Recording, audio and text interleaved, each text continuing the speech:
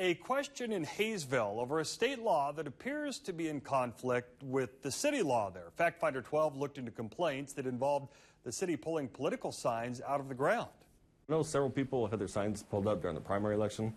I was one of them. You had one from your yard? Yes.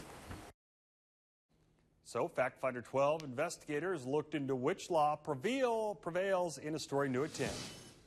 I asked my wife today if the sign was still there. She said yes. A political sign in a Haysville yard 42 days from the election. One of few. Well, it makes me feel like my rights are being infringed if they're coming on my property to take my sign. This isn't Russ Kessler's first sign this year, but it's the first one he says has stayed in his yard.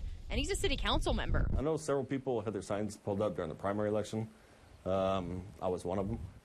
You had one from your yard? Yes. The city of Haysville passed an ordinance in 2017 putting political signs under the category of temporary signs. That change means these signs can only be in yards for 14 days prior to the election. This is Haysville Mayor Bruce Armstrong from 2017. Because of the change in the legislature and because of the change of the constitutional part of it is taking the political signs out and making them just like any other temporary sign that may be out. The problem with that? State law. Kansas statute says no city or county can regulate or prohibit the placement or number of political signs during the 45-day period prior to elections, except for size and safety. The problem has made its way to the Kansas Vice Chair of Elections. The state law is very clear on this, and it says 45 days before an election, you can have a sign out in your yard, and then 2 days after an election, you can still have that sign out in your yard. And so I think that the city ordinance needs to be updated back to what it seemed like it used to be, and it used to have those provisions in there. Kessler brought up the issue again in August, but the mayor dismissed it. We haven't looked any further at this point.